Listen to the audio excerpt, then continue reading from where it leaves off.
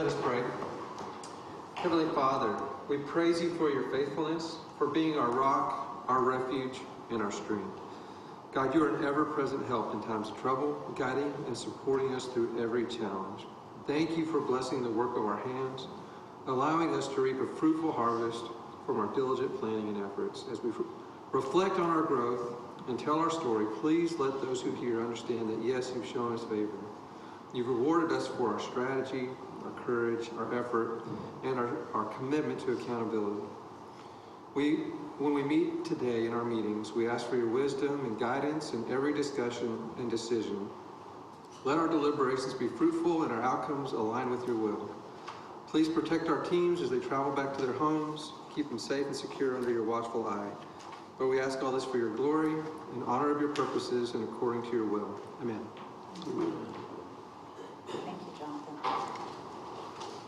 At this time, we'll determine the quorum. I'll call your name and request that you indicate your presence. Ron Whittitt. Present. Curtis Cleveland. Present. Keith Honey. Present. Rob Nizza. Present. Ron Rohrbacher. Present. Dr. Kathy Stewart. Present. Lizzie De La Garza Punit.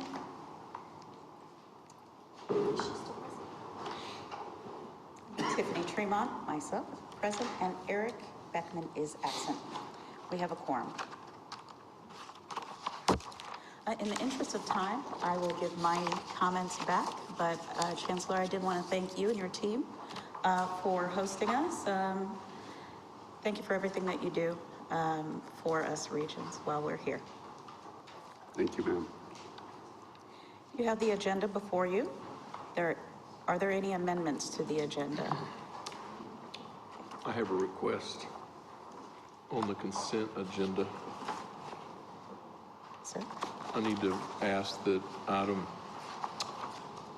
FA08-24C be pulled from the consent agenda and voted on separately.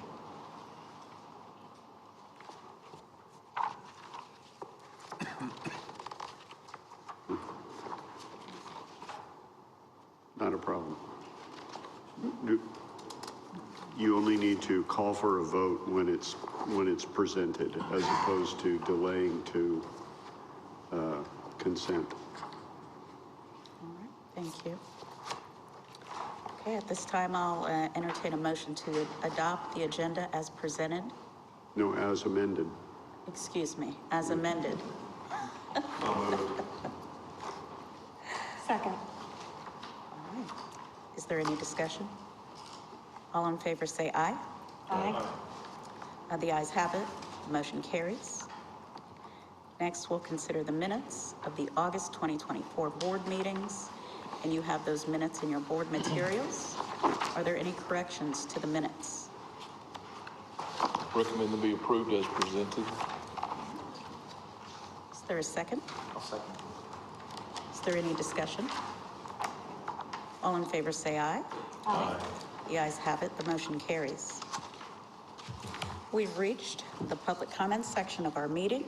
Procedures for public comments at TSTC's board meetings are governed by the Texas statute and the bylaws of the Board of Regents of the Texas State Technical College. These laws allow for comments from the public on any item contained on the publicly posted agenda before the item is considered by this governing body. This will be the only time during this meeting set aside for public comment. Section 551.042 of the Texas Open Meetings Act restricts the TSTC Board of Regents dialogue in response to public comments. Are there any comments? Okay. Hearing no comments, the public comments period is concluded. Chancellor? Thank you, Madam. I have some comments, if I could, to frame the meeting today. There we go. This will be quick. You can go ahead and time me. So there's going to be some topics that we discussed today, and I think you'll be impressed with the range of stuff that we cover with you. And there'll be a lot of different speakers who help you with these various things. This is a list of some of the routine things that we tend to do every year. And then likewise, you'll also hear regarding external relations, integrated marketing, some real property acquisitions, and then government relations. You'll hear some more about all of those. But more importantly, through all of those activities and topics that we cover, you'll see key themes interwoven in between all of this sort of thing. And I want to just linger on that for just a second. And the first is that TSTC is growing. We are growing lots of the capabilities that we have, and in particular the things that really count, which is our WIGs, WIG 1 and WIG 2. In order to get there, we're also growing our volumes, like our financial volumes and our revenues and our head count and so forth. Likewise, another really important point is we're doing all that while the two-year sector is shrinking or at best holding level. So TSTC is beating the market, and you'll hear that theme throughout some of the stuff today.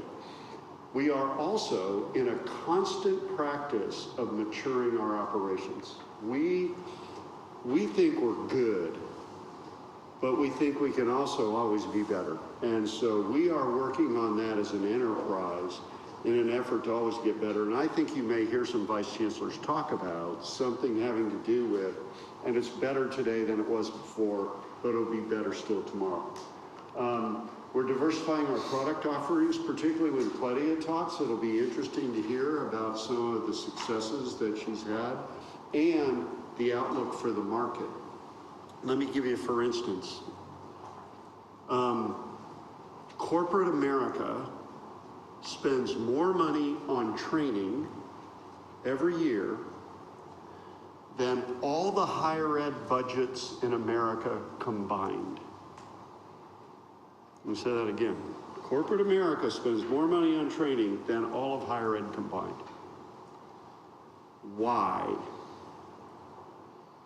Why would a corporation spend any money on training? And the answer is they have to, because nobody else is doing it. Well, to TSTC, that sounds like opportunity knocking. And so you'll hear from Claudia how growing our workforce training is a key strategic thing. That's an example that we're doing. Here's another one that also falls into her world. $250 billion is donated every year to not-for-profit endeavors in America. 250 billion. That's not political, that's not-for-profit stuff. TSTC has a story that's too compelling not to reach a scoop out and get some of that. And so growing our foundation is a key part of what we strive to do, and you'll hear about that. And those are just two examples of some of the others that you'll hear about. Strengthening our brand, you know that's something we do all the time. And we have the good fortune of having the foundation of brand strengthening, and that is the first rule of strengthening your brand is you gotta be good. If you aren't good at what you do, then there is no hope for strengthening your brand without lying. So we are in an enviable situation there. And then finally, you'll hear about we're fiscally sound. We're in good shape. So those are some of the themes that you'll hear through the meeting. And I wanted you, and also those who are listening to us today, know that these are the areas we'll focus on. And so with that, I conclude my remarks.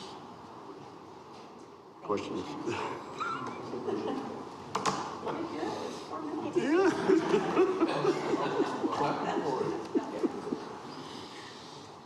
We will now begin the committee section of the agenda. First up is the Committee for Student Learning and Student Development. I now call on Dr. Kathy Stewart. All right, thank you, Madam Chair. The Student Learning and Student Development Committee met virtually on Monday, November the 4th. During that meeting, we were introduced to one of our newest provosts from New Braunfels, Mike Anderson, and he is here today. I saw him. There he is. It was good to see him in person. We saw him on the computer earlier. So welcome to our team. We discussed fall enrollment efforts that are being made by all of the TSTC teammates across the state that are working together in 2 different systems still, but this is the last time that's going to happen as they've transitioned into Workday to get all of those enrollments done. And they've done a great job. We've seen growth. And we know there's been challenges to get all that done and to make it look right. We discussed 3-minute orders, which we bring to you for consideration, and I'm going to ask Jonathan to walk us through those. It'd be my pleasure. Good morning. So I hope you all get a chance to meet Mike Anderson on your way out. Some of you have already, but Mike came on board about a year and a half ago, helped us launch our FAME training center, and immediately we had success. We were actually at maybe beyond capacity at that training center, and he's a native son of the community. After his family finished their tour with the Air Force, they settled down in that region, so he's very familiar with the community, and they have embraced him. We're really excited about his leadership of that effort in the years ahead. We've got exciting times ahead. So if you get a chance, go chat with him. He's a really good guy. He's just settled into the team wonderfully. I wish I could introduce you to every single member of our team. It's a joy to spend time on the campuses and the labs. We got to do more of that yesterday, and I think there's relevancy to that comment because what we can do in terms of our policy setting, when we talk about things like academic freedom, we're able to do things and hold our folks to higher standards because we got the best people. I mean, we really do. And so I know y'all see that when you do the tours and stuff. But I couldn't help but comment on it. So we have 3 different policy minute orders. They relate to our accreditation effort. And I'll say accreditation is not just a compliance thing at TSTC. It goes back to accountability. It goes back to Mike's rule of marketing, being good, right? It's what do we say we're going to do? What do we want to do? And are we really doing it? And so that's what we have with these policies. So they kind of may seem like potentially mundane topics, a little bit of hygiene, but they really impact the way people behave and what we hope to achieve. So I'm going to add a little context to each and ask your approval for them. So the first is on page 2. It's our minute order SL 1024C, and it's called Academic Responsibility and Freedom. You know, academic freedom is a hot topic, always has been, and it's truly an important tenet of education. But at TSTC, it's a lot easier. At a place where your core value, one of your core values is accountability, we understand that it's not for freedom's sake alone. We have a responsibility, we have a mission, and it's within our obligation to that we enjoy freedom, and we ask we ask a lot of our faculty, and we want them to have the freedom to operate within that framework of that responsibility. So our policy is very intentional, very overt about balancing both of those. And our faculty really just don't have a hard time living with that high level of standard. So we've taken a fresh approach to that policy language. I hope you're as pleased with it as I am. I really do think it's a differentiating statement about us. So for your consideration. On page 4 is minute order SL 1124C. And boy, this sounds really exciting. The policy for student attendance records. And I think I want to expand on this one too, because our statement on student attendance records is that we don't mandate student attendance records. We don't have official student attendance records. And the origins of that go back to the implications of those records and our obligations under federal financial aid. And, so it's a policy saying we don't have an across-the-board procedure for doing attendance records. And so what we do is we actually delegate that to our faculty. And we ask them, within that freedom, within their responsibility, that they monitor that. So it's not saying that attendance is not important. And I think I pause on that because we want to communicate that to our entire community. Attendance, showing up prepared, is an essential skill. And we're going to make that clear, and we're going to reinforce that. And so I thought it's worth pausing as we say we don't have official attendance records. Attendance is important, and even more important than that is active participation. And so we delegate that to those professional faculty who will make sure that that happens. We did add a bit of language to be more transparent.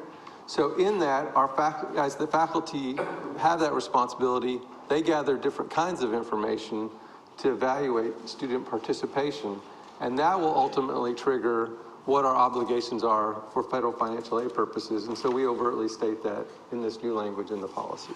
So thank you for going to record-keeping policy with me for just a minute.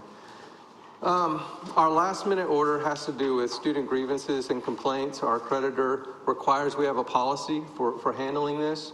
And so we have historically had that published. We actually have very mature capabilities for responding to this. The only recommended change we had was to expand the list of affected groups to make it consistent with all of our EEO-related language, all of our anti-harassment documents throughout the organization. And so this reflects that updated language. And so that's all of the minute orders that are in front of you. Next meeting, we're up to bat in terms of doing our presentation. So we'll do some more reflection. We'll give you a comprehensive look at what we've been focused on. But more importantly, we'll give you some forward-looking information about where we're headed. So looking forward to that.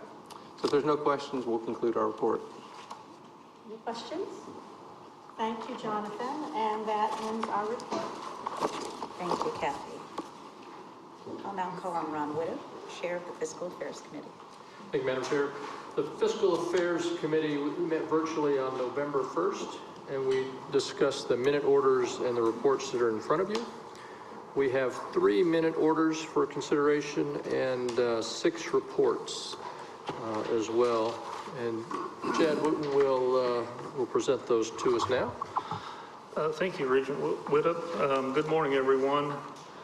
Actually, a light agenda for us, only 9 total. So the first one is a minute order to approve an application fee for the fall 2025 semester. This may look familiar, this schedule, because we just approved this schedule last meeting, the tuition and fees schedule. What happened after we approved that, we started looking at applications and some other things, and so we wanted to make one amendment to what we had already approved.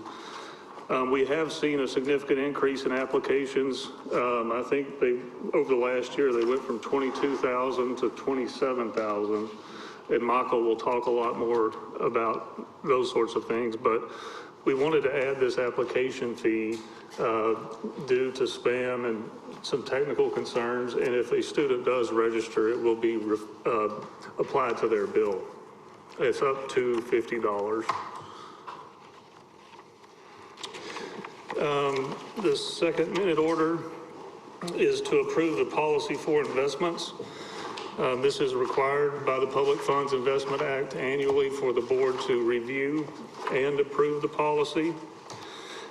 I sent this one ahead of time. It's 13 pages, and just to make sure you had enough time to read it all.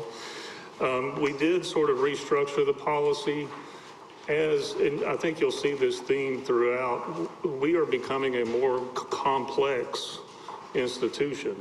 We are growing so much that we are getting more complex, and it just comes with the territory. So the main structure change here,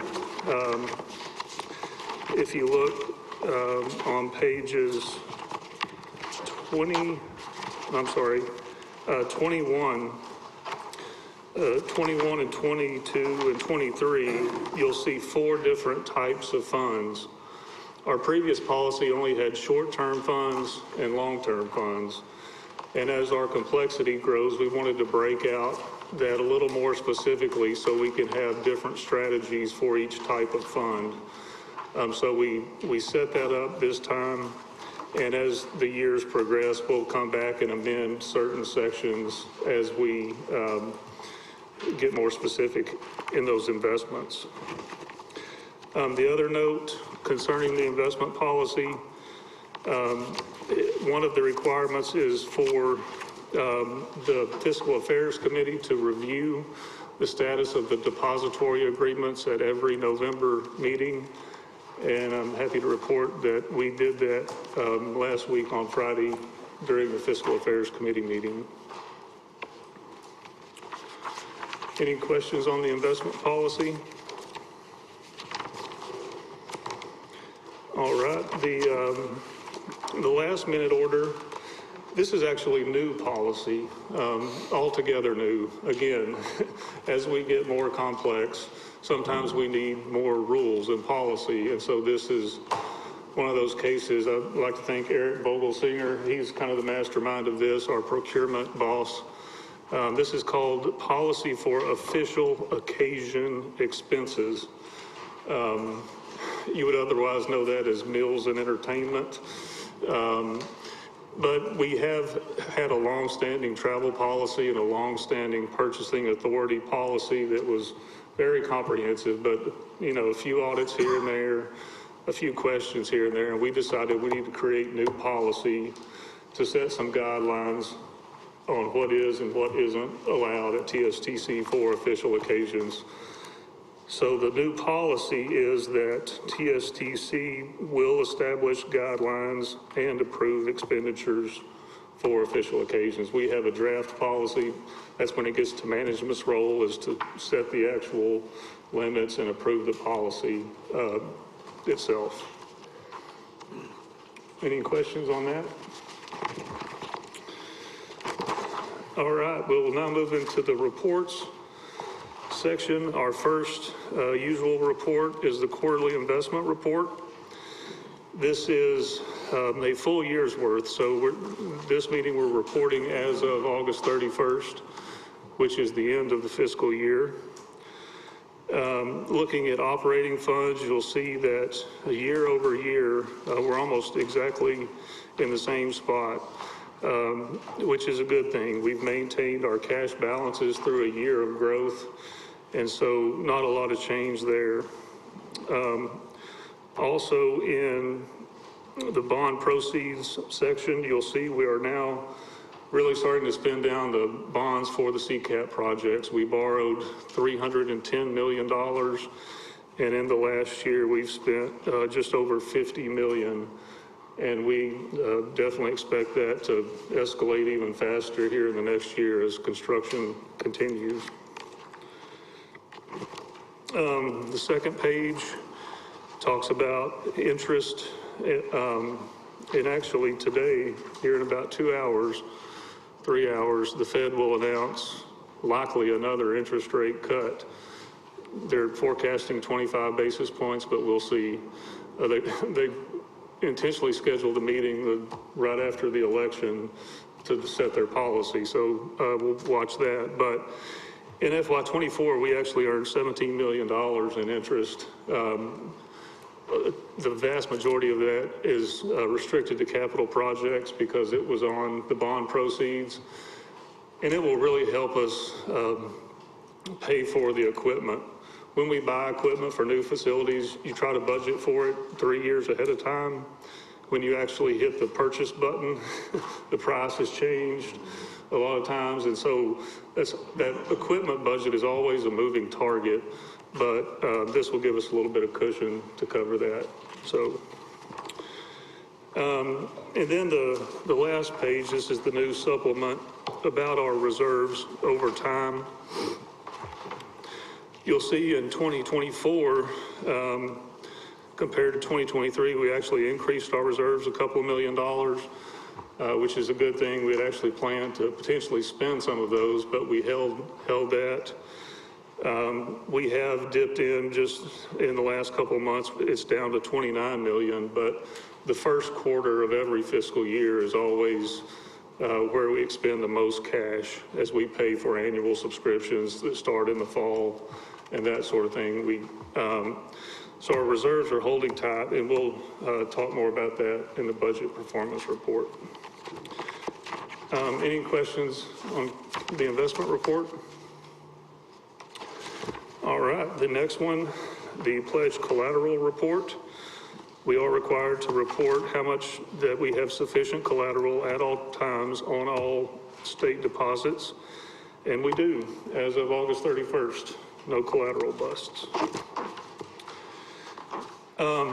The next report, we do this semi-annually. We call it the debt management report. We report to the board how much our debt service is for the upcoming fiscal year, balances that we have outstanding, and so forth. So on page 33, you will see our debt service budget for fiscal year 25.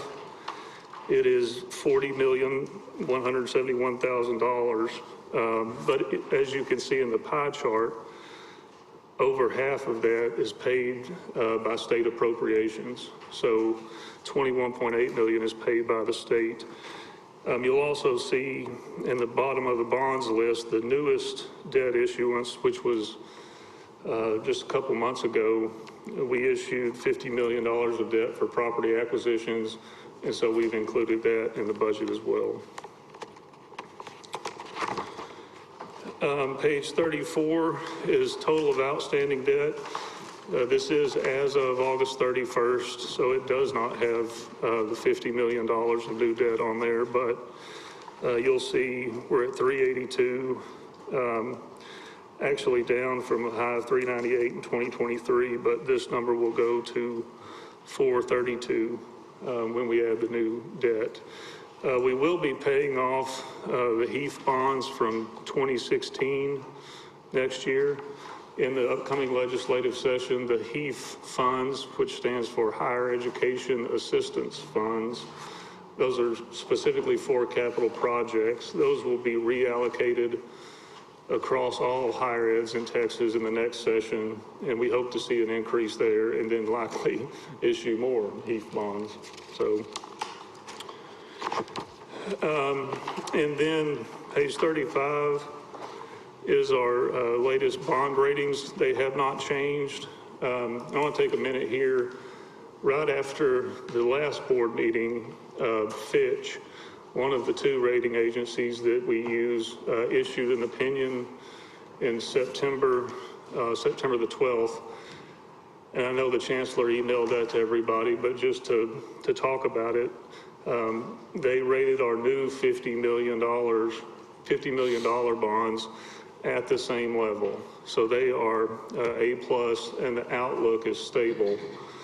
And these rating agency narratives are really good third-party insight into how the market views our financial condition. I'll just read a couple of phrases here. They say our ratings are underpinned by strong and consistent operating and capital support from the state of Texas. So they know the state supports us. Fitch expects recently strengthened cash flow margins may diminish slightly, but remain adequate despite the various campus expansion projects occurring over the next few years that will likely require added operational spending. So they know we are in a growth mode. Our margins, our budget performance is going to be a little tighter, but it's planned out, it's by design. And so when you're growing, you have to spend more money, and they certainly recognize that. In terms of the debt burden itself, they say Fitch views TSTC as retaining limited additional new debt capacity that is not supported by state support. So I won't say we're maxed out, but we've leveraged our debt well, and we don't have room for a lot more other than if the state supports it. And finally, Fitch expects that TSTC will effectively grow into a larger debt burden over time via increasing enrollment and state support. So they see our debt burden as high, but they also see us growing into it over time. Any questions? I know we didn't talk about that last meeting, just wanted to, this is one of the only probably truly independent sort of looks into our finances that we get, and so we try to spend some time on that. Yeah, I have a question back on page 34. Okay. When the legislature gives us, allocates heat funds, do we have a 10-year window to spend those? No, HEAF funds, we can spend them, like if we get $8 million a year, we could go build a building for $8 million, or we can use it to pay debt service. So we could issue $50 million of debt and pay $3 million a year every year. So you can use it for debt service or equipment. The appropriation actually rolls forward every year, so it never expires. But if you issue bonds against, if you pledge your HEAF revenue against bonds, the duration of those bonds can only be up to 10 years per the Constitution of the state of Texas, Article 7, Section 17. You can't bond further than 10 years because they reallocate it every 10 years. So that explains why these 2016 have an October 2025 maturity date. Exactly. And if you'll look on page 35, you'll see the HEAF bonds are rated at AAA. That's because we directly pledge our revenues to pay those bonds. And so this has a bond rating of the state of Texas itself. The state of Texas has an impeccable bond rating. You can't get any better than AAA, so that's why those bonds are rated higher. The only drawback to those bonds is they're a maximum duration of 10 years. So next session, we will be asking for new HEAF allocation? Yeah, actually, the coordinating board has a committee, which I'm on, of all higher ed institutions, and so that committee makes a recommendation. I believe it's published now. The recommendation is going to be to double HEAF. It's statewide, it's $393 million. Their recommendation will be to double it. Our portion of that right now is 8.6 million. So if that doubles, that's 8.6 million more.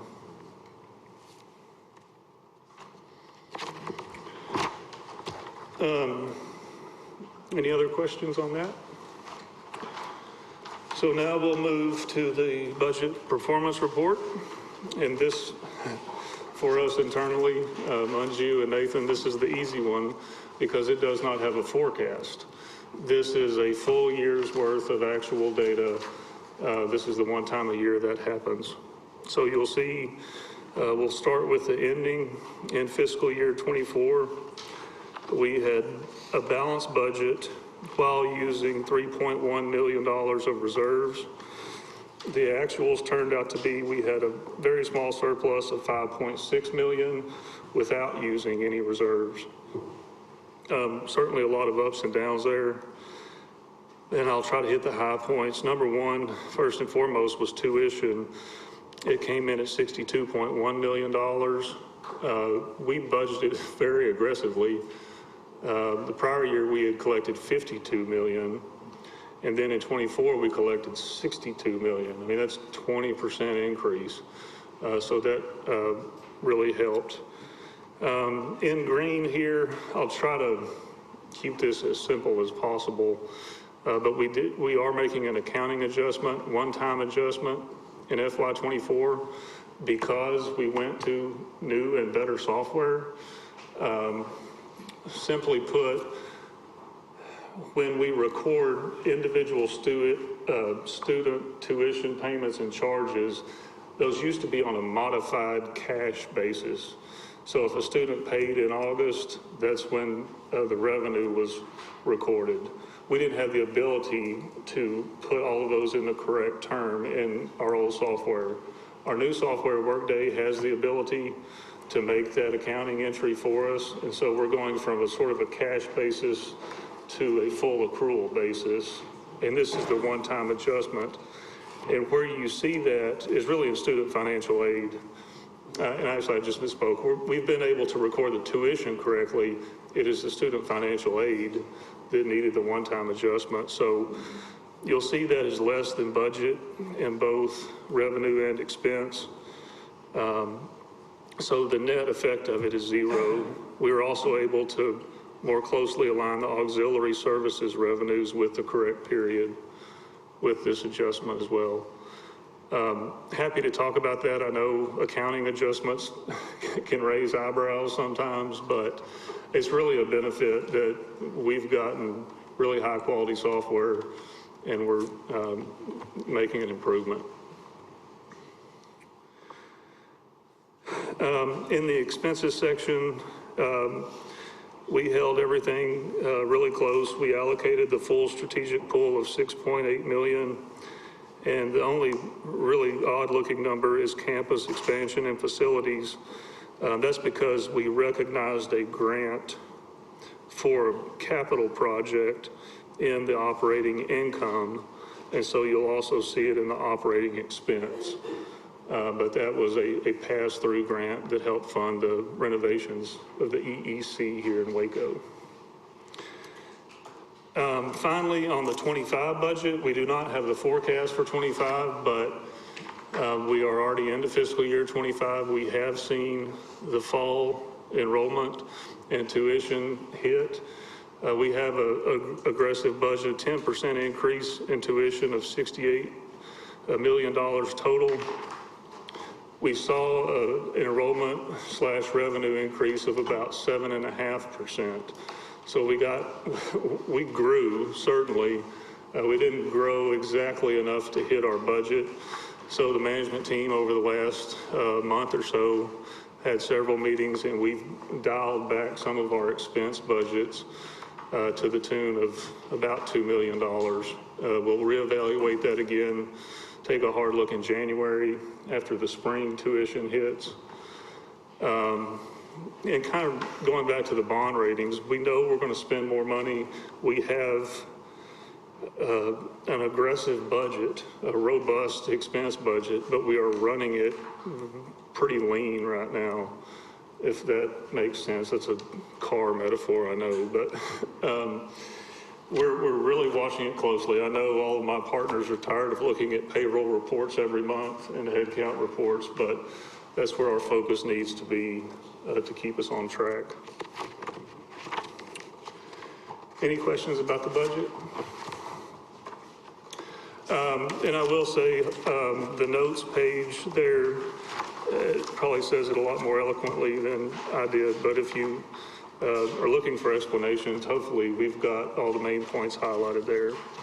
Mike likes to say that's more important than the first page, right? Moving along, two more. We have the quarterly lease report. These are leases that were previously delegated by the board to management in 2023, and so we report each quarter on those. Educators Credit Union here in Waco, we extended that lease, that building right behind us. Historically, we've leased classroom space in North Texas to Red Oak Independent School District. And finally, to the Development Corporation of Harlingen, we have a $1 a year lease there, as it is a mutually beneficial relationship. And last but not least, the quarterly report for contracts greater than $1 million. Not long ago, this was less than one page, and now it's a full two. Again, illustrating the complexity that we're seeing. Only one new contract exceeded, it's actually an older contract, but it just went over $1 million. This quarter is for the Canvas Learning Management System software. that students use to interact with their professors. Any questions on that or any other topics from the Fiscal Affairs Committee?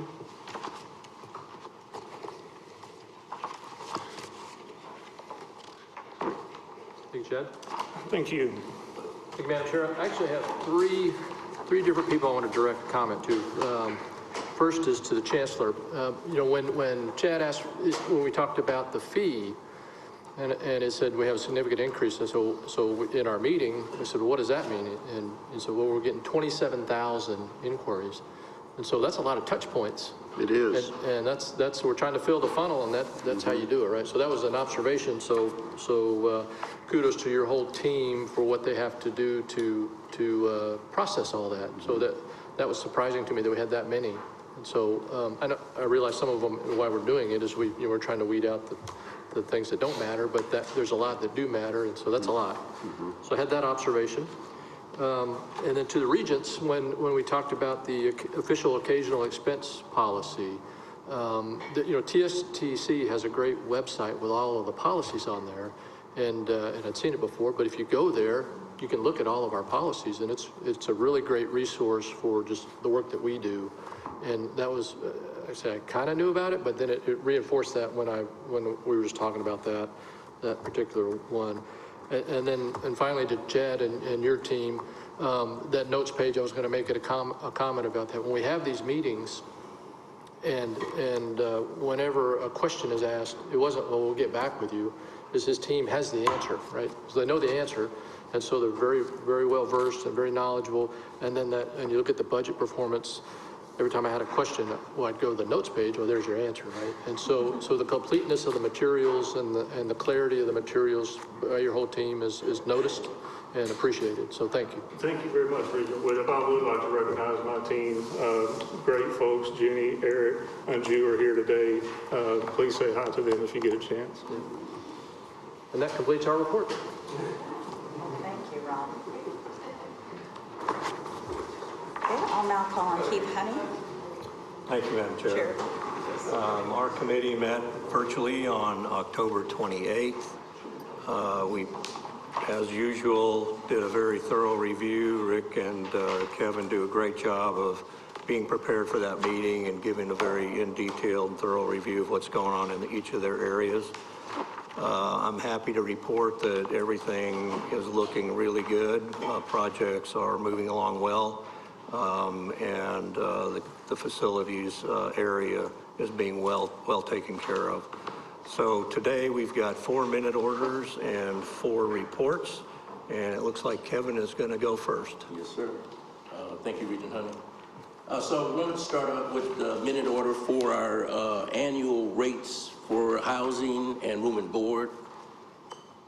We took a deep dive into occupancy for the year.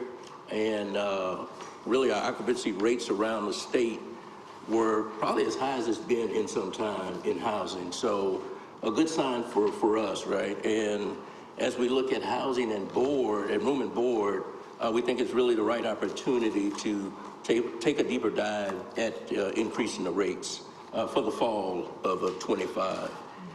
So talk just a little bit about the meal plan piece of it. What we're proposing is each meal plan will have $200 tech bucks included with it for the students to use in vending areas and our micro markets. As you guys know, we've really promoted the micro markets to give them some convenience. So that'll happen. And the meals, yes, sir. Yes, sir. Please. You described tech bucks, yes, which is not textbooks. Bucks. It may have sounded like textbooks, Yes. but it was. Bucks. These are digital money for the students. And something new for us, right? To give the students that opportunity to take advantage of it. We're kind of changing our meal plan style. In the past, students could go and get meals and just repeatedly get meals on their plan. They could use it every single day. And for a lot of the students, by the middle part of semester, they might have used all their meals. And now they're looking to parents, and others and struggling, right? So This new plan is allowing them to do meals for the week, and it reloads. So that minimizes the cost, hopefully to the parents and the students, but make sure they have the opportunity to get that meal. On the housing side, again, I talked about the occupancy percentages that we have, and we're looking to increase our rates, 8% for general housing and 10% for family housing. Still very competitive to the local markets that we're in, so we really beat those numbers tremendously. So any questions, thoughts about this minute order? All right. So a quick report on, in October 1st, I sent out our annual security and fire safety report, Clary. So I know all you guys received those. What we've seen this year, or over this last year, is a decrease in the number of crimes on campuses. So that's positive. The other thing that's important about this report, we've identified that we had opportunity. We have some awesome teammates in our PD that focus on this Clary report throughout the year.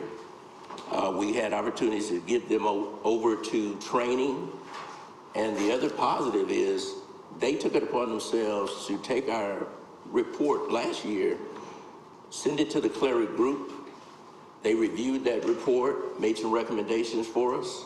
So every time we have an opportunity to make sure our report is as accurate and as detailed as possible, we're taking advantage of that. So any thoughts, questions on the Clary report? Okay. Now, I'm pretty excited about this facilities and deferred maintenance report. If you guys remember, if we could, we'll let them pass that out. I have it for you guys. Last year when I did the report, it was a lot of pages, a lot of list of projects, and so very compelled, work with Terry Pritchard, who's sitting in the back there, our VP of facilities. But we really want to give you guys some information related to facilities and deferred maintenance. So hopefully you guys find some value in this. If we look at page 1, every year we report to the coordinating board square footage for our buildings on our campuses.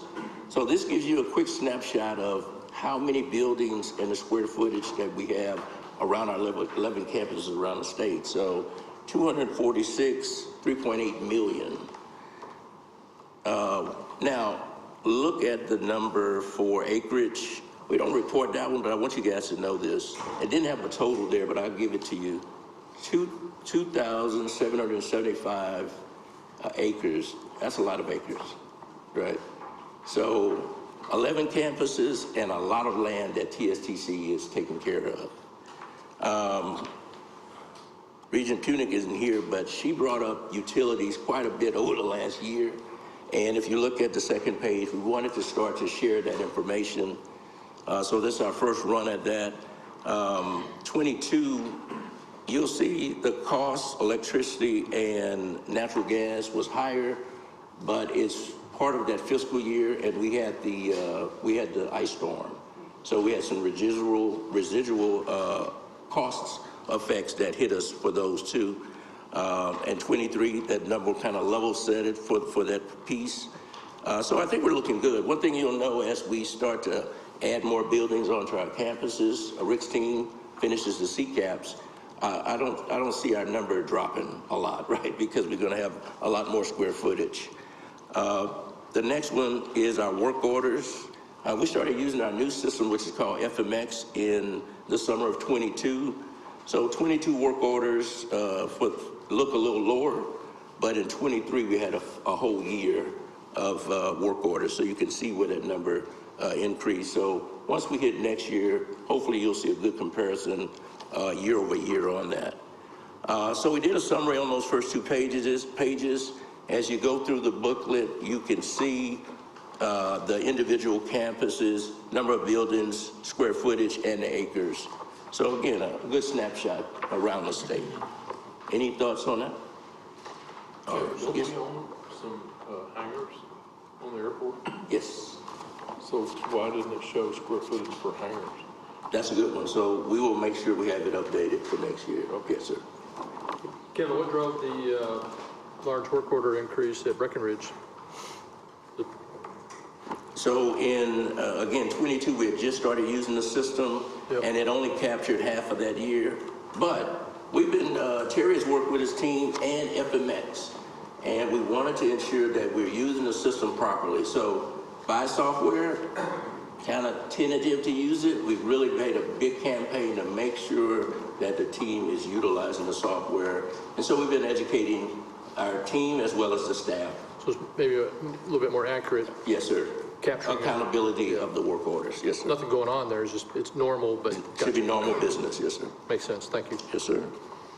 I guess the other thing to know too is that in terms of electricity and natural gas, I think we're in a consortium, right? Yes. That purchase it for a large number of institutions across the state. And surprisingly, that's why we had a huge impact in 22 Right. from the storm, right? Right. Even though we're part of the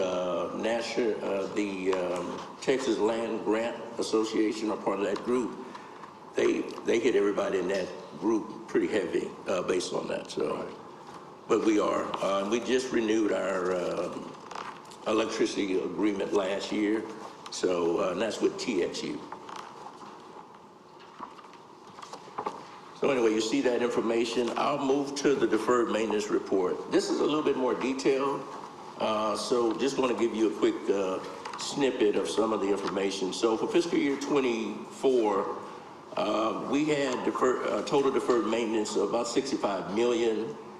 We were funded about 5.4. The one that's very interesting is other project value, 4.8. Some of the benefit of having Rick's team, our construction team, work on new projects is that we can eliminate deferred maintenance in some other areas, i.e. when they started working on JVC, second floor, first floor, upgraded equipment, so we were able to pull some of those deferred maintenance projects off of the old list. So you'll see that, and I think that's an awesome number to capture, right? So the benefit of taking advantage of both of those. For fiscal year 25, the remaining of 55 million, we're allocated 4.5 million on those projects, and we're moving hot and heavy on those. So, you know, one thing that came up from Regent Honey at our committee meeting was about deferred maintenance on new buildings. And I want to just let you guys take a quick look at the pie chart on page 12. This is the deferred maintenance, the 55 million across the state. Clearly, you could see Waco, Harlingen, Sweetwater, our bigger and probably older campuses have the bulk of the deferred maintenance. But you look at whether it's East Williamson, Fort Bend, really minimal from a deferred perspective. Part of that is our ability to ensure that we're doing preventative maintenance. We are working with contracts to ensure that we have contractors coming in and assessing whether it's roofs, equipment. So our activity of being preventative, it will minimize the amount of deferred maintenance we should see in the future. So all the new CCAP projects, we really don't expect to see just an overwhelming number of deferred, a number that should hit deferred maintenance immediately. It'll be years down the line before we see that because we're planning it ahead of time. So I think that's a good snapshot of what we're actually doing. And again, the remainder of this will show you the individual locations and the deferred maintenance for fiscal year 24. Any thoughts, questions, concerns? So Kevin, Yes, sir. you show that we have 3.8 million square feet of building. Yes, sir. Do you have a schedule of the roof replacement plan for that 3.8 million square feet? Yes, if the project, and it's in our deferred maintenance list of projects, but for those that have been done, and over the last couple of years, we did quite a bit, specifically in Harlingen and Waco. So as soon as those were done, we put it on a service agreement. And that doesn't mean that the company's coming out every year, but at least every other year to take a look at it. The life of those are 25 to 30 years. So, but you still have to evaluate it and maintain it, right? So that's a big piece of it. But yes, they're part of the deferred maintenance plan, so we do have a schedule for that. Obviously, we prioritize based on need, right? If we see water intrusion, those things, yes, sir. Any other questions, thoughts? Kevin, I'll just say that this is light years ahead of where we've been in terms of the thought process and reporting and where we're headed with this. So just thank you and your team for a great job. So just kudos to Terry and the team across the state. So Terry, I know he has a Friday meeting with his folks. Definitely let them know that we appreciate all the hard work they've done for this. So if and when we continue to find good information that we can share, we're going to put that in here so you guys can see that. So. And this gives us ammunition for Chad. Yeah. Right, yes. Exactly. Yes. Right. Work on the budget. All right. Anything else, Rita? I think that's it. Thank you. Rick, Thank you. I guess we're going to call on Rick for his reports and minute orders.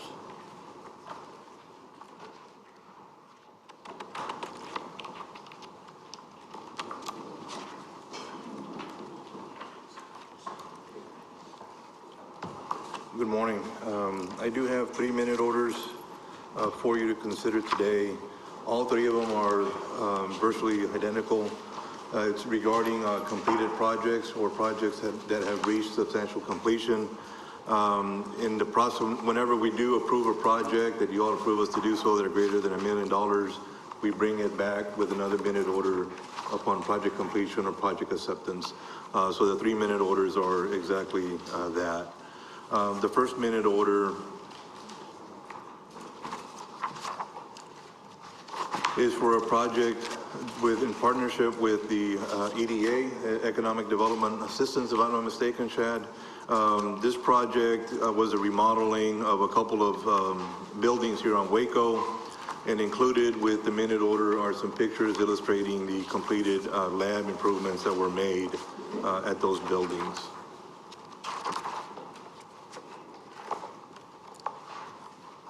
The second minute order is for the remodel that we did in this facility, the JBC Visitor Center. We remodeled the first and second floors, and again, this is accepting the project. And attached to the minute order are some pictures illustrating the improvements made.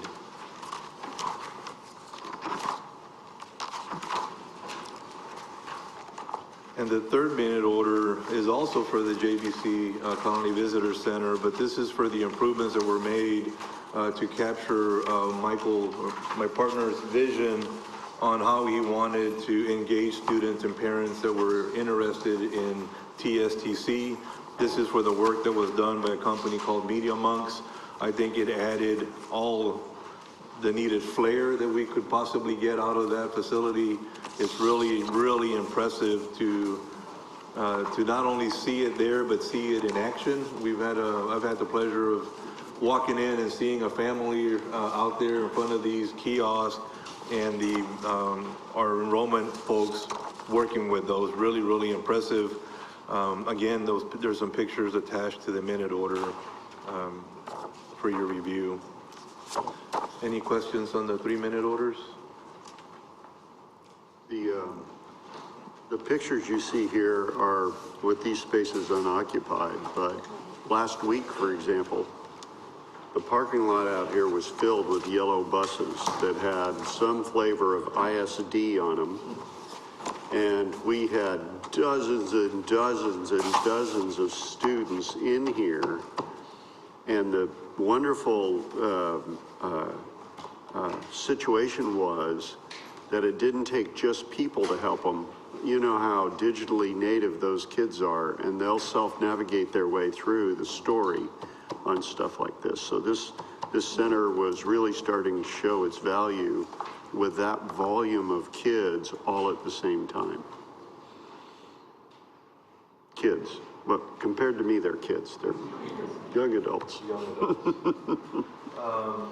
The oral report that I have for you is a major projects report. This report captures all of the minute orders associated with the various projects, as well as the budgeted amounts. I do have one correction that we will be making on the future report. On the far right column, we have percent complete, and that actually should be percent financially complete. We're tracking the spent or encumbered dollars for projects. I also did place a folder at your area. This folder contains the construction status report, which is the illustrated report that tells you where we are in the projects. It also contains some materials that for your review during closed session. We did have a request from Regent Honey to include a statement of where we are on budget as well on schedule, and every single one of them is on budget and on schedule. I say that proudly, but I'll be honest that every project will always be on budget and on schedule. Because if we're off budget, we're going to come to you and amend our budget, and if our time is slipping, we will amend the schedule. So, but nonetheless, they are on budget and on schedule. I will say that all of the projects, or at least a majority of them, have walls being put up around the state, and it's really, really comforting to see that going on, especially the mass, the size of these buildings. I remember the one I'll talk about is Abilene. It's on the first page. You see it on, you see the illustration on the plan, you see all the lines, all the dimensions, and you can get an idea. But it isn't until you stand in front or in the middle of that facility and look around that you can, wow. I thought that was going to be a small project. It's massive. It's really a huge project, and I'm really glad that we're able to do that for all of our students and our employees, that we have the ability to do that with the funding that we got. I was in West Texas visiting that building last week, and the city, Abilene area is really excited about the growth of TSTC. So excited indeed that when the mayor heard that we were going to be touring the building, he showed up just so that he could walk through it too. So that's a big deal. I'll add that the contractors that we're working with, as well as our project managers that we employ, they're doing a fantastic job in partnering with student learning. We are touring our students through those facilities, our building construction students, our welding students. We were doing the steel erection in Abilene, and we had the welding students out there so they can see what it's like to be on the field and welding and whatnot. We also have in Abilene a partnership with the Lift Academy, which is the Abilene ISD high school. I think it's their STEM high school, right? If I'm not mistaken, they're going to be touring over 80 students of their programs through our project as well. One other thing I'll add is the contractor here in Waco, RO Construction, they've actually hired one of our students to work the job site and considering doing more. Yeah, that's really cool. And it wasn't, we didn't ask for it, they did it on their own. And it's a testament of the partners that we have, that they're really doing their part to support our students as well. Something that we have in the horizon in partnership with my partner, Cledia, is we're going to recognize the alumni that are working our job sites. We have over 100 students, I think just in Waco alone, that are alumni building the future buildings for the future students. By happenstance, I met a superintendent from Waco, and he is an alumni as well. Yeah, really cool. And he's actively engaged with the building construction program. He visits the program, talks to the students, and I believe he's in our advisory committee. I'm not sure on that one, but he was fired up about being able to come back and help build the future for those future students. So awesome. I just thought I'd share that as well. Any questions or comments for me? Rick, thanks very much. As always, you guys are doing a great job, and these reports, I think, are very helpful to the board. I think, again, just as with Kevin, we're light years ahead of where we were in the last couple of years in terms of information and reporting and keeping the board up to speed, and I really appreciate that. And your statement about on schedule and on budget helps me sleep better at night. Okay. It's worth it, I hope. Yeah, we do all we can. I know I mentioned that we were working on equipment budgets in Abilene, but I'm sorry, in Marshall, but we're working it through our contingency, so there's no issue to be considered there at all either. I'll say that thank you for the kudos on the improvements, but also thank you for your guidance and support, because a lot of it has been at things that you've asked for. So thank you for your support. Thanks, Rick. Madam Chairman, that concludes our report. Thank you, Aldo. I'll now call on Rob Mizza, Chair of the General Administration Committee. Thank you, Dr. Kumar. The G&A working group met on Wednesday, October 30th. We discussed multiple operational initiatives and informational updates. All of the teams that make up the divisions in this working group are working extremely hard, making a lot of progress, and I think it's evident in the results that we're achieving. So we're definitely prioritizing a TSTC systems and processes to be leaner and stronger, so the entire college can realize the strategic imperatives set forth by the leadership team and the Board of Regents. We have 1 minute order and 2 reports outs to present to the board today. And first, I would like to invite Claudia, which is already up, to present the proposed minute order and present an update on external relations. Wonderful. Good afternoon. Thank you so much for the opportunity.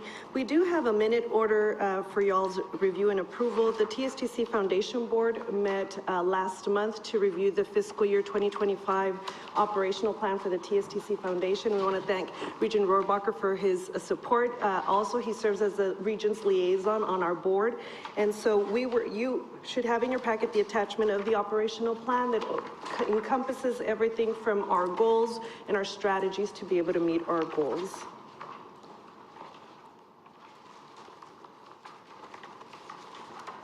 With that, I will go ahead and transition to a little bit of an overview for our industry relations, for external relations, focusing on, and I'm going to transition, they told me I have to switch mics, so I'll stand for this. Our priority this last fiscal year has really been focusing on growth and innovation. As our Chancellor continues to share with us with regards to the focus of what TSTC is evolving into. You know, I've shared with you in previous presentations how TSTC is really trying to kind of collaborate with all stakeholders to make sure that we are a solutions-driven organization. And external relations is at the forefront of that, making sure that we're able to help guide and direct economic development through workforce development. We work on being able to identify strategic partnerships for us to be able to just strengthen the engagement with all of our stakeholders. Our industry partners engage with us on several platforms, and we want to make sure that we are able to provide them services across the different spectrums that we're able to provide them. In our division, we work everything what I call cradle to grave, right? We work on being able to create pathways and strengthen the pipeline of a skilled workforce. We have departments such as our pre-college programs that focuses on being able to provide wraparound services, and we've seen a tremendous growth on matriculation. We are able to work with target populations to be able to strengthen. Many of them are first-generation college students, so how can we be able to provide wraparound services to help them be able to persist through their educational journey? I myself am a first-generation graduate, and did not know how to navigate higher education when I first started college. And so we enter this through that mindset to be able to make sure that we're being able to provide contextualized support for them to be able to be successful as they go through the journey. A few years ago, we just revolutionized dual credit on our approach by being able to build robust pathways to be able to not only provide individual courses to students, so we are actually strengthening the pipeline by enhancing our collaboration with our ISDs, and we've seen just some fantastic growth within our dual credit. We're able to see that our growth for enrollment has grown, not only on new students, but returning students. So they're not only taking one course and then they're done. They're able to take a group of courses that's helping them be able to be more skilled so them if they have to exit into the workforce, they have a credential that they are able to utilize. Overall, we saw a 22% growth in enrollment, and we're continuing to focus on matriculation to be able to make sure that we strengthen that as well. Once our students start entering into higher ed opportunities, we provide them with pathways and certifications, one of them being our CDL program. We've seen some tremendous growth. We've saw about 46% enrollment growth and some tremendous revenue growth. This is our revenue generating side of the house. And so for me, I am a big numbers person, and I'm very high expectations and standards for our team. And so being able to increase it, and my partner Chad shared a little bit about the revenue growth that we had.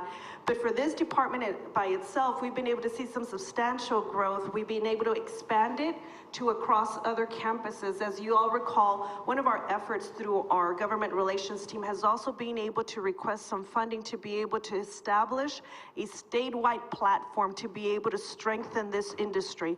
We're not only looking at CDL, but looking at transportation as a whole.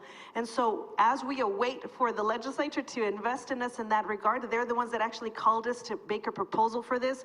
We are doing this in a scaled approach to be able to be responsive to industry.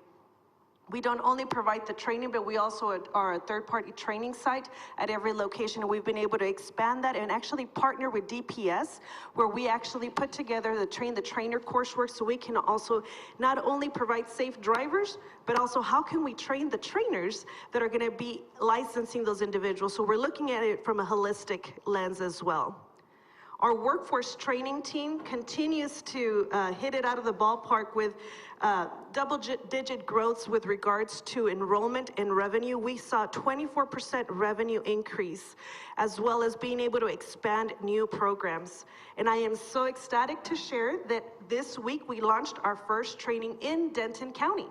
And so we are officially offering training. We started with over 25 students in that region that are going to be able to get industrial systems training, all because industry called us and said, we want you to come into Denton County to be able to deliver this. So we were able to partner with an employer there, and we started training this week.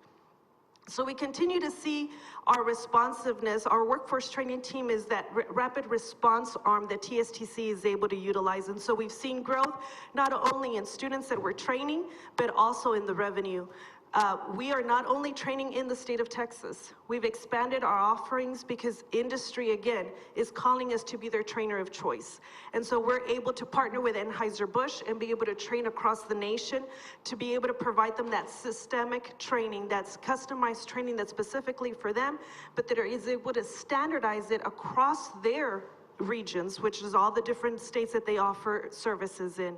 And so we're able to partner with them. We have offered it at 13 different sites across the United States. We've also expanded our partnership with Tesla, being able to add some more robust training opportunities. Each one of these projects have yielded more than $300,000 in the lifetime of these projects. So here's a good snapshot of everything that the accelerated training programs have offered. We've seen a 38% growth in revenue, a 42% growth in enrollment, and have increased our active partners by 24%. But in the forefront of all of this is placement, right? We want to make sure that our students are being placed and engaged. And one of the things that we've constantly been doing is how can we continue to mature our offerings and mature the processes of how we're able to connect and engage hiring managers with our students.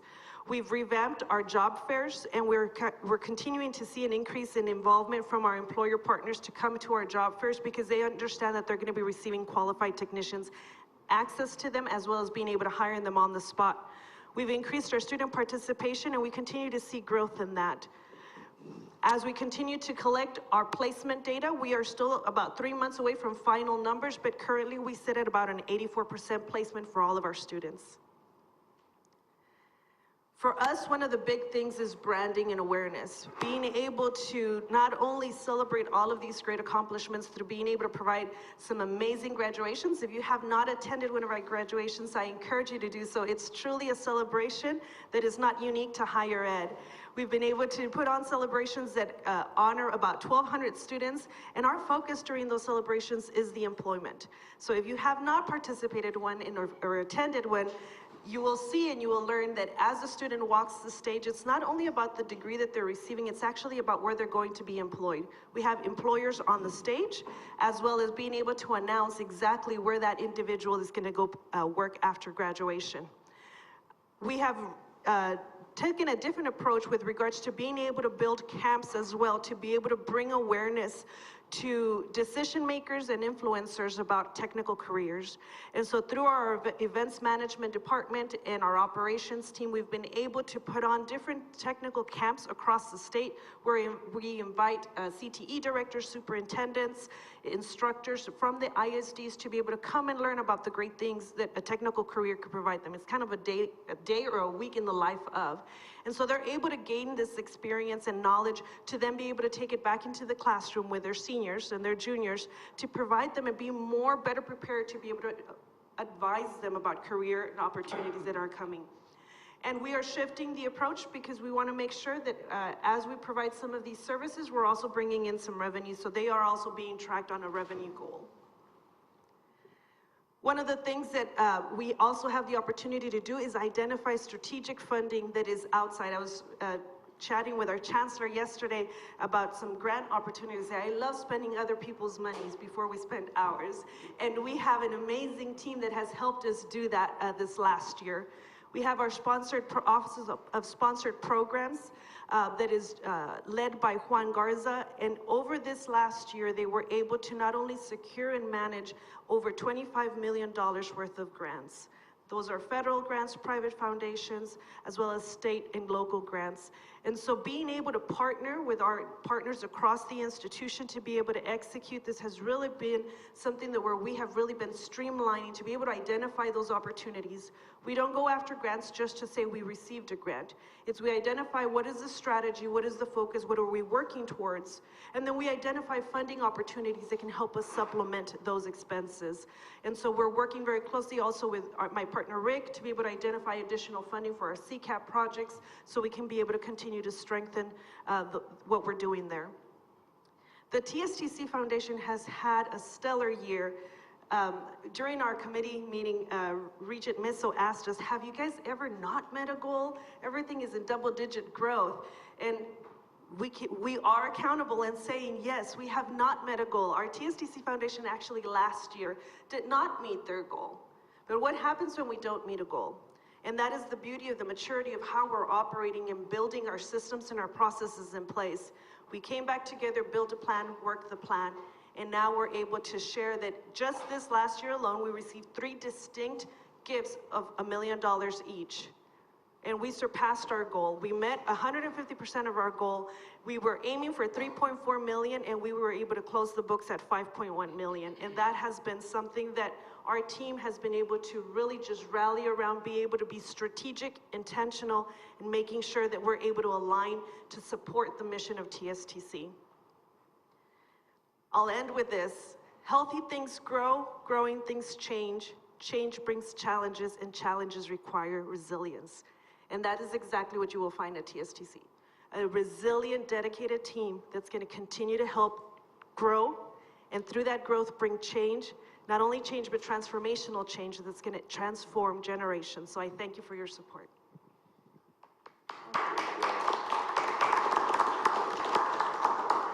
Claudia, thank you. And I love that quote, by the way. I've used it since you shared it in our I absolutely love that. So now I'd like to invite Michael Bettersworth to present an update on integrated marketing. Check, is this on? All right.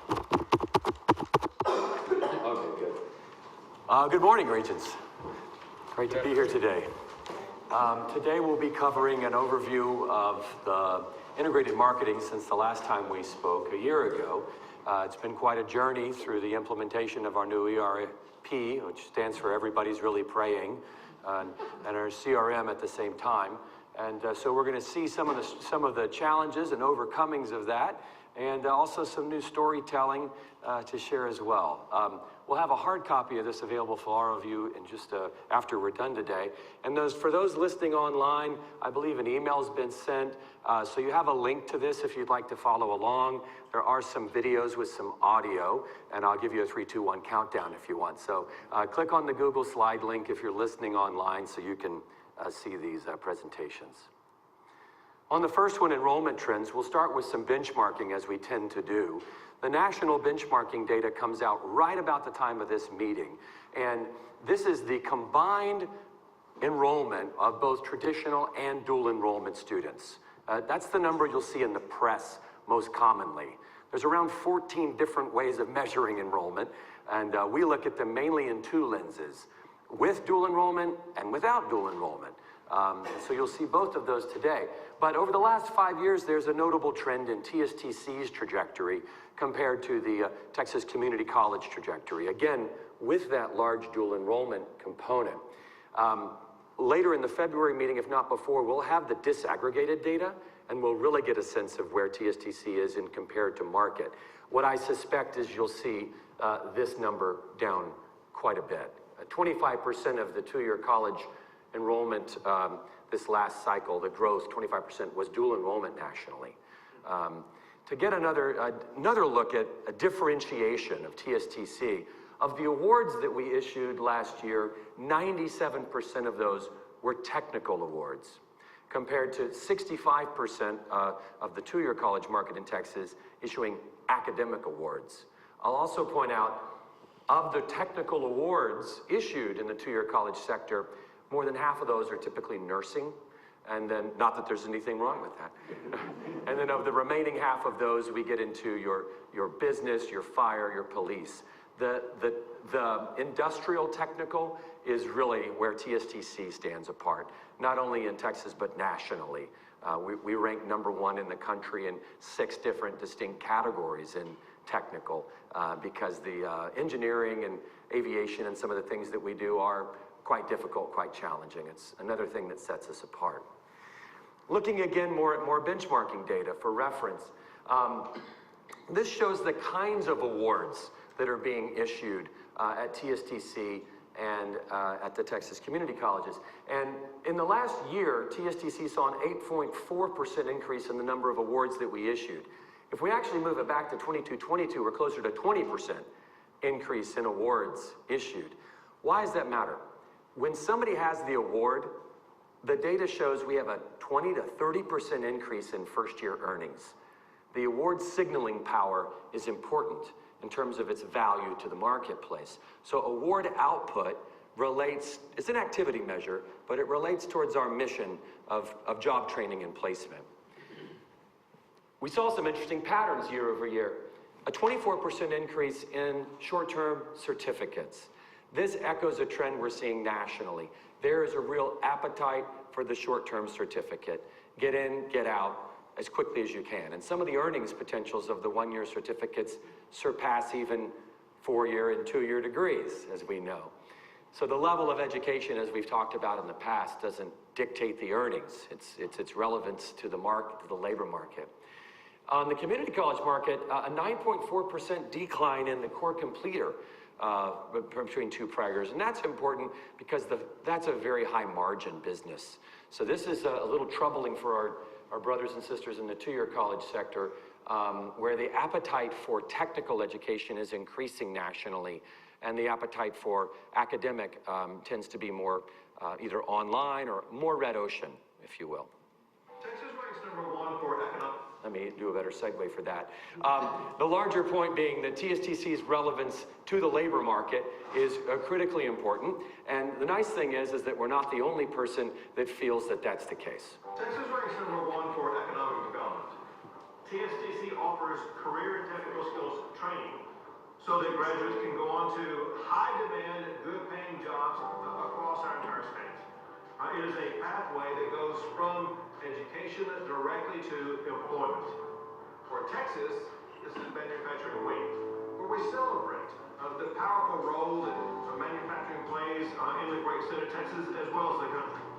We celebrate today the huge impact that it has had on the economy here in the state of Texas.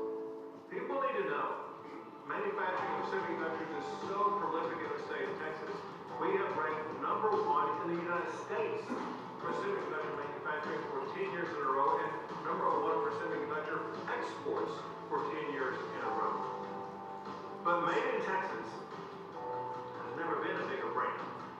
And that's thanks in part to the strong manufacturing sector that we have in our state, but also thanks in part to leadership institutions like TSTC that partner with us to ensure that the state has the skilled workforce that employers are looking for.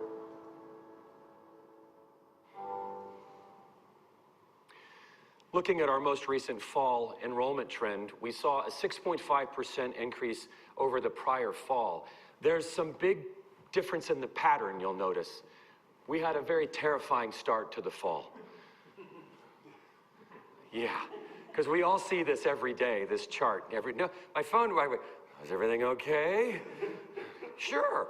Some of this was anticipated, but some of it wasn't. The Department of Education's FAFSA debacle of the deployment was quite damaging and delayed the federal financial award with errors and other issues. Our staff spending 6 hours on hold with DOE, literally unprecedented national calamity for higher ed enrollment in the fall. Many are attributing a decline or suffering of enrollment growth in the fall specifically to this. We were no different. However, heroic efforts were made to overcome those challenges. A major restructuring, 2 program sunsets, which is normal, where we'll have a program that in the market may not be performing well and we choose to close it in a cycle. And then an ERP and CRM implementation. That recovery involved every division. All of our enrollment involves every division.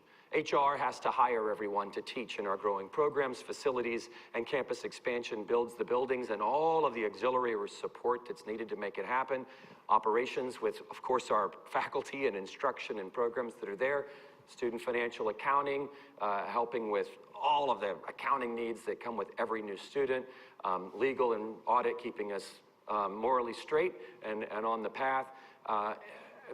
And external relations, dual enrollment growth, et cetera, GR. I'm going to go down the list.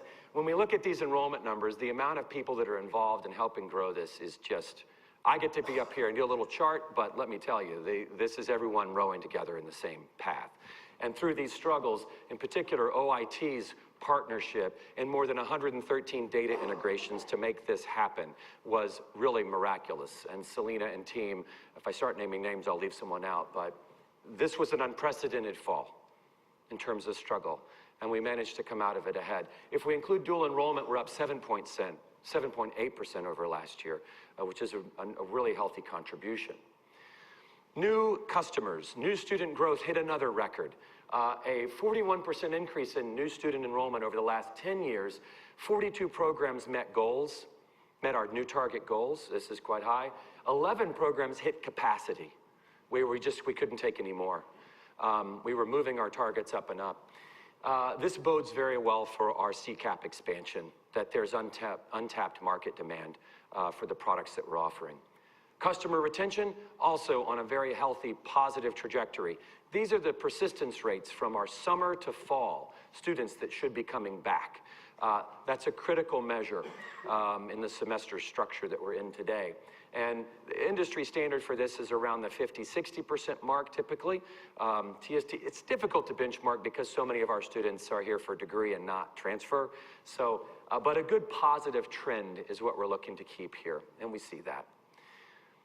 Faster graduation means faster to work. And this is an interesting metric that Christine found recently. In red are the Texas two-year public college 3-year graduation rate. And the reason we look at 3-year graduation rate is for a 2-year college, that's the typical measure of when you say, how many did you graduate? At a 4-year institution, it's the 6-year graduation rate. But for our sector, it's the 3. And you can see TSTC ranks 40% of our students who have graduated within the 3-year mark, compared to the 25% mark in Texas colleges. Nationally, the average for the 2-year college market is 28% for the 3-year graduation level. The 6-year graduation mark for our sector is 40%. What that means is we're graduating our students about twice as fast as the national average. Okay? The opportunity benefits for our students are huge. Opportunity cost is reduced. Time is very precious. Time that you're not making money, very expensive. So this is a huge, wonderful benefit. Tuition revenue as a result of these gains is up significantly. We had a 23% year-over-year increase in our FY24 tuition. Tuition over the last 10 years is up 91%. So really miraculous. That combined with the appropriations gains is really quite unprecedented top-line revenue growth. And our students are doing better. Let me stress, these are inflation-adjusted numbers. Our student starting wage is up 26% with inflation-adjusted numbers. It's fantastic. Some of that's reflective of our product mix changing over this time period where we let go a large number of programs back in 2018. And so our starting wages are contributing. A contributing factor to that is that we're more focused on higher paying occupations. Also, the number found working in our data collection. These are not all of our graduates or all the people we put to work, but the objective hard number that we can point to in the UI wage record, okay, is a 20% increase in the number that we find working that we're looking for. So putting more to work in Texas and they're earning more. This is kind of our whole point. So this chart brings that home. And this is an interesting story. This is the enrollment by program. Are you enrolled in a technical program of study at TSTC or an academic program of study, an AS or the core completer? And we have a 10-year trend here. This trend is somewhat similar nationally in the two-year market. There's a growing interest in the vocational and technical areas, and the academic is becoming either more commodity or more four-year sector or more something else, but there's definitely people voting with their feet. In our Harlingen campus, we see this really reflected when we look at the three-year enrollment change. So Harlingen has a 33% decline over the last 3 years in enrollment. This is due to a couple of factors. One is that declining interest in the academic, which used to be around 60% of the enrollment at Harlingen. The two regional community colleges have stepped up their competition with lowering tuition. So we're an expensive offering in those markets. So people are voting with their feet. And also we've shifted, the pre-allied health is now all in Connect initially. So those two combinations pulled some enrollment from both Sweetwater and Harlingen. CCAP expansions, additional capacity and programs in the technical fields will bring more vibrancy to these locations as our other locations are seeing and growing and thriving with those product mixes. This is a look at right now. So the blue line is that very scary fall, day-by-day enrollment measure, and this is the current spring. So what this says, by the way, this is our normal number for pattern for spring. We started about 5 days late. This week, next week, we'll catch up to where we anticipate we would normally be in a cycle. But we enrolled 4,000 students in 10 days versus what fall was 103 days to enroll 4,000 students. Why? We're only working in one ARP. Last fall, they were working in two. I mean, imagine that. Two completely different systems. And everybody's more familiar with the systems this spring than they were this fall. So we have the opportunity of people being more proficient. And then nobody wants to live that nightmare again. So everybody's really getting on the returning student backlog very, very quickly. So super encouraging growth pattern that's happening here. All right, shifting to advertising and branding.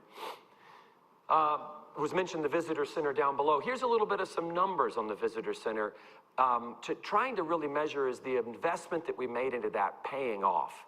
And one of the measures is how many cold calls, or if you will, walk-ins, not the scheduled buses, but a person walks in off the street. How many of them apply? So we have good data from the prior summer of 23, and we had around 44% of walk-ins apply. This summer, since the visitor center opened, 67% of walk-ins applied.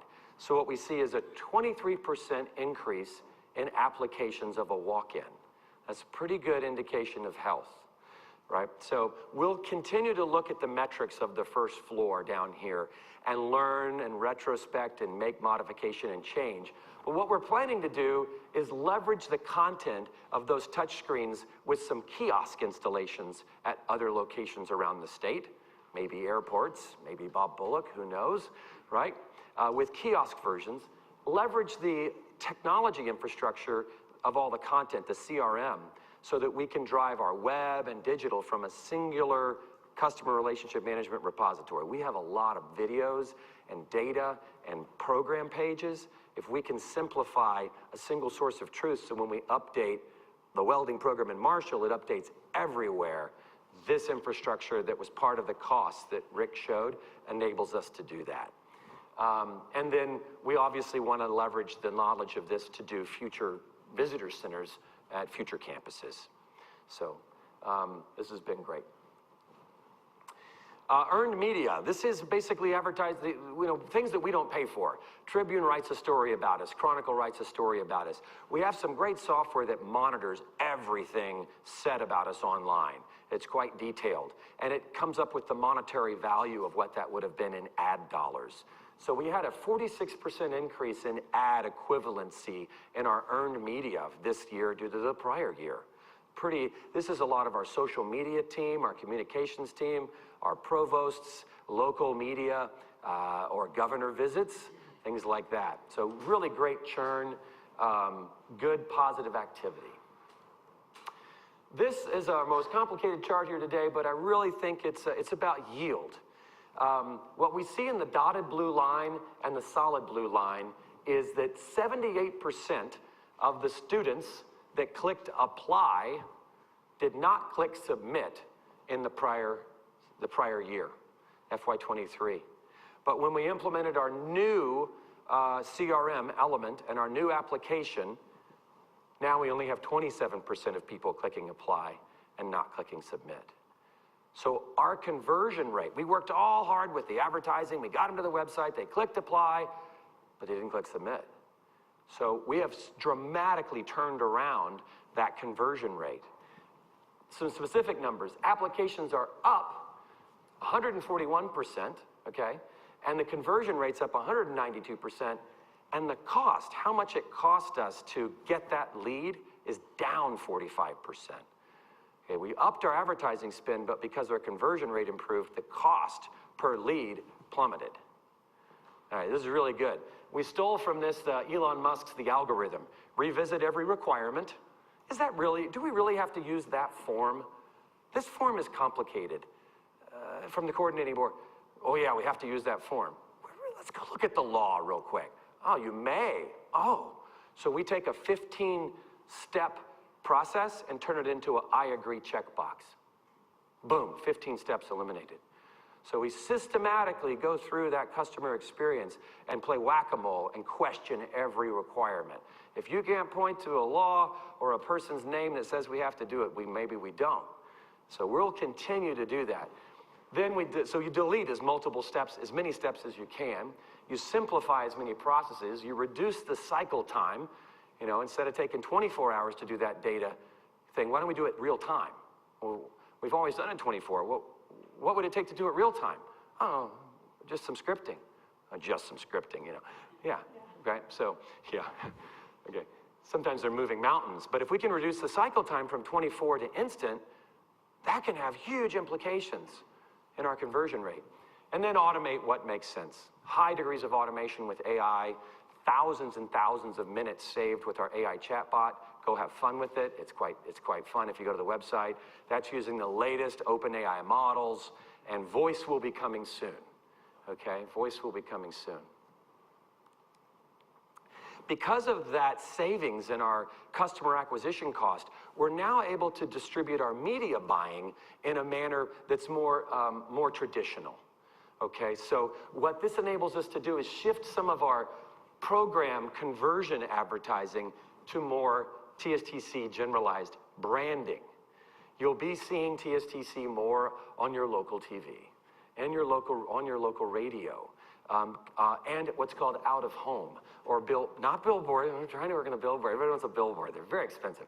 But as we reap more benefits of the of the lowering of customer acquisition cost, with the same ad dollars, we can start to shift them up funnel more. And so that's what we've done. And then great storytelling is possible. Great storytelling is possible. And I think that's the next slide, like this. I was starting out in the streets. I would just go out in the middle of the night and do graffiti around town, go to a train yard and do graffiti on the train. We got into trouble a lot. I came from a broken home. So when I started doing graffiti, that became an outlet for me. I was really making a name for myself until I got arrested. I became a young parent in high school, and I knew that when that happened, I had to make a change in my life. No longer could I be getting myself into troubles. I wanted her life to be different than mine growing up. When I decided to go back to college, I got introduced to all these different fields in digital media. When I got introduced to the camera, I was sold. As soon as I started learning these skills, I was immediately applying them to the real world. I knew that I had to create something for myself. And that's when I realized that, you know what, I could do this as a business. Basically started freelancing for nonprofits. Then another client came in, and then another client, and another client, and the opportunities just kept growing and growing and growing. Starting a six-figure business my first year was insane. Like, it was the most money I've ever made in my entire life, and I never thought that I could do that. And when I went back to that store where I first started doing graffiti, in this time in my life, 2024, that was a surreal moment. I wasn't just painting walls, I was building a valuable skill. But above all else, I gave my art purpose, and it gave me a future. And that future started at TSTC. Not all of our students go work for other employers. Many of them actually go start their own companies. And AC is one example of that. Jonathan Montemayor is our director of that piece, and this is the second one of this series. Juan Sanchez was the first. We'll have more of these. That one won a couple of Addies and a couple of some other awards. This one will make the award circuit, and there's a long version, a short version, 15, 30-second runs of that. But they're all about not selling a program, but really talking about the human struggle, really talking about having faith in yourself, really saying that can be me. You know, I am meant for college. I can do this. So all of those have a similar common theme about grit, about determination, about human potential. And so because, again, we're saving money over here, we're able to have more latitude to do those kinds of things in the future. The two are interconnected. Yeah. Lastly, our 60th anniversary will be next year. TSTC is in 1965, so 2025 is the 60th. Instead of a big gala, what we're going to be doing is focusing on our alum. And so the idea is with our Alumni Association and External Relations, the Lifetime Achievement Award. So right now we have more than 100 nominations that have already come in. I'm going to give you a QR code here momentarily, especially for everybody listening online. If you know of an outstanding alumni, right, that has done, we're looking at 4 categories. One, they've simply been really successful in their career. You know, that alone can be worthy of an achievement award, somebody that's reached the pinnacle in their career. Another one is entrepreneurial impact. That means they've probably started a company. Maybe they're an employer, something of that nature. Service and philanthropy, maybe they've given some money to the college too. That's always nice. Or they've been in service in a meaningful way. And then lastly, mentorship and education, which is really geared towards a lot of our alumni that have come back and now are teachers or work for the college. So faculty and staff there's a lot of those stories where somebody left, they did their career, and then they're back to give back to the college. So those are the 4 main kinds of criteria. Here is that QR code. You don't have to get your phones out because you're going to get inundated with it. Please do this for us though. If you're on LinkedIn, you'll see on our TSTC LinkedIn several posts about this. We really encourage you to repost, and repost with a little bit of commentary about your experience with TSTC. Also, hit up the old timers, okay? Your Eltons and your Lovelaces and your Villarreal's, and there's so many people that have been a part of TSTC that aren't working here necessarily anymore. If you know them, you have their cell phone numbers, would you please ask them to think in their memory of amazing alumni that they know about? If they've passed away, that's fine. We actually want to capture those stories as well. We're doing some of our own forensics on this to look through our historian and others. But the social power of nominations here really will help us uncover probably some hidden stories that none of us broadly know about. And then our team will study those, interview those, capture those, and throughout the year we'll have all these new narratives about the impact of TSTC alumni over its 60 years. So with that, thank you.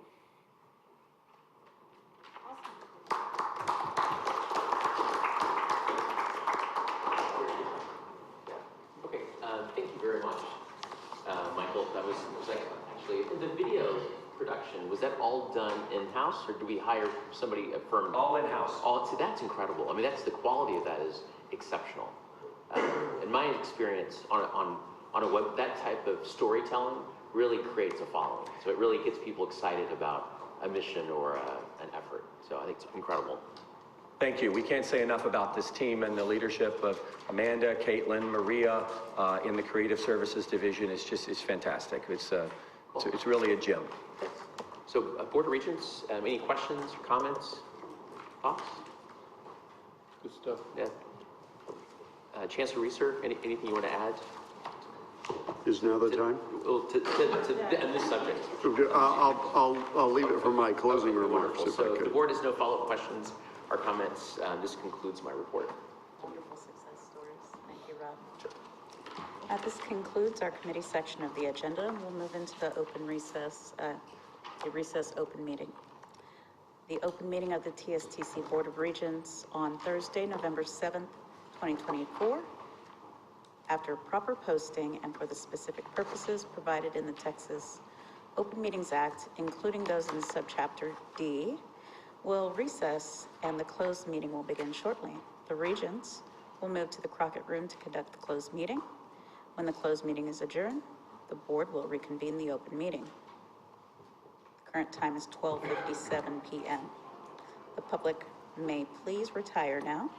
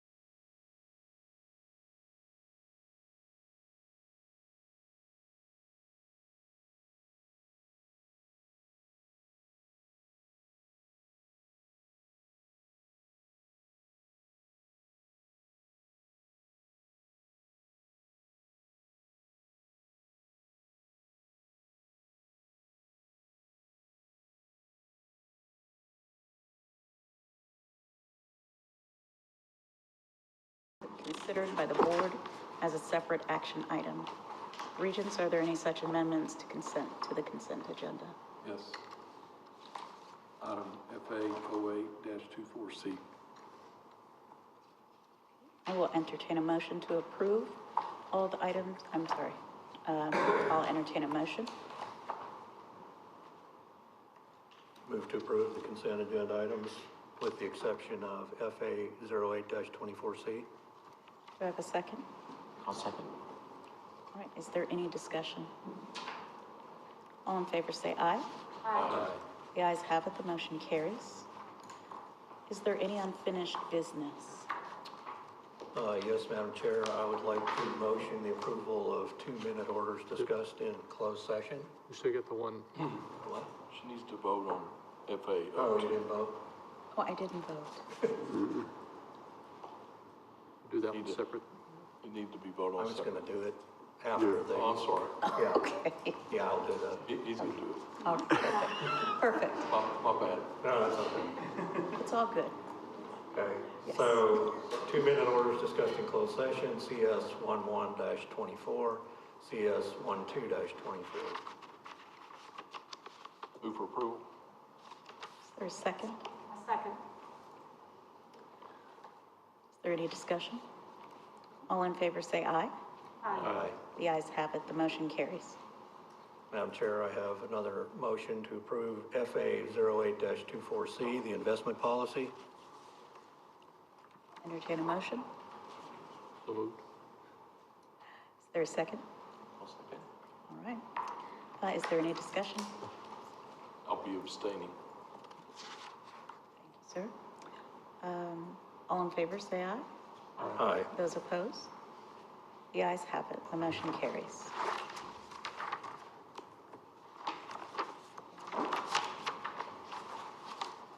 Are there any more? No? Okay, perfect. All right. In new business, the proposed board meetings for the calendar year of 2025 are in your book. Please mark the dates on your calendars. Very last page. Is there any further discussion on items covered during the closed session today?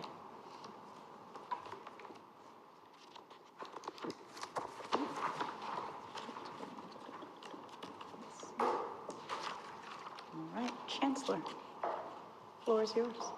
I have closing comments, I do. I think we had an outstanding meeting today. We touched on those themes that I offered up at the very beginning, including growth, outperforming the market, and so forth. We got a special spotlight provided by Kevin and Cledia and Michael on various operations of the company, and I think they did an outstanding job of showing you how they are maturing their particular parts of the enterprise. And in the quarterly meetings to come, we'll continue to shine that spotlight on various areas so that you can see what your management team is doing. And then finally, I'd like to thank the Regents for your leadership and the events team here at TSTC who worked so hard to put these events together. And that concludes my comments. Thank you. Thank you, Chancellor. All right, Counselor, do you have any comments? Pursuant to the bylaws, as the last order of business of the November meeting, regarding the nominations of officers for the board pursuant to Article 2, Section 1 of the bylaws of TSTC Board of Regents, I'm providing the slate of officers for 2025 as nominated by this board. As required, I've confirmed that nominees are willing to serve as officers of the board. The slate of officers are as follows. Chair, Ronald Ron Whittup. Vice Chair, Robert Rob J. Mizzle III. Executive Place 1, Keith Honey. And Executive Place 2, Sandra Lizzie De La Garza Punit. Subject to vote? It is subject to your vote. All right. Do I have a motion to move forward as approved? All right. Nominations be voted on as presented. Do I have a second? Second. All in favor say aye. Aye. Those opposed? The ayes have it. Motion carries. Congratulations.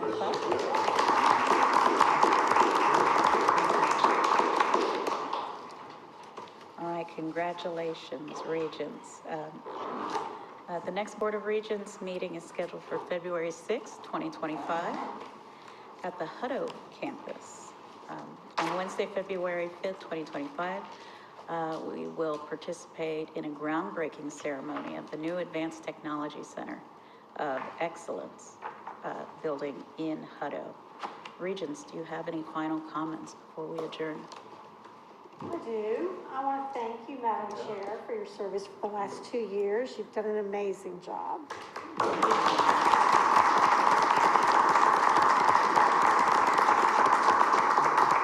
We appreciate all you've done, and we just would like you to have an opportunity to enjoy the meetings a little more. We'll pass along the leadership a little bit. But no, you've done an amazing job. Thank you very much. Thank you so much. And thank you all for your confidence. You're going to get me cry. I'm not supposed to do that. But thank you for the opportunity to lead. I had a mentor once say, never turn down the opportunity to lead. And it's really been my honor. So thank you. Thank you. Great job. Is there any further business? I don't think so. Okay. Well, hearing none. The meeting of the Texas State Technical College Board of Regents is adjourned at 2:51. All right.